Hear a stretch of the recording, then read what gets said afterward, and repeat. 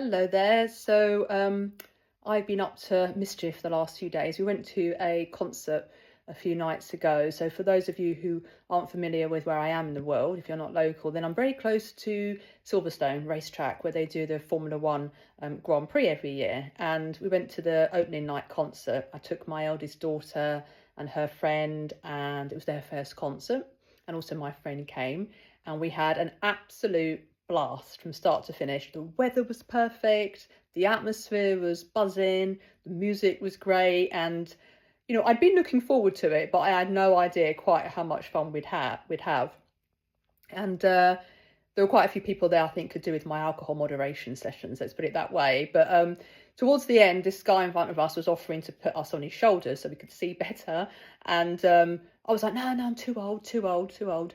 Although actually one of my knees is really hurting since, not because of the being on the shoulders, but just jumping around like a maniac. And but I did do it eventually because everyone else did. And I had no idea, like the sea of people in front of us and behind us, these heads everywhere you looked.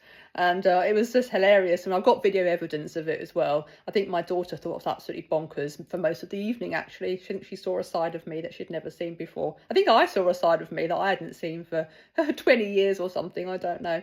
But yeah, anyway, my point is that this is a silly example that I could have turned down that experience and that opportunity. And obviously it's a silly example, but I see people who have sometimes avoided flying for decades, or they don't drive down motorways, or there's certain things that can really impact their life that they've avoided for so long.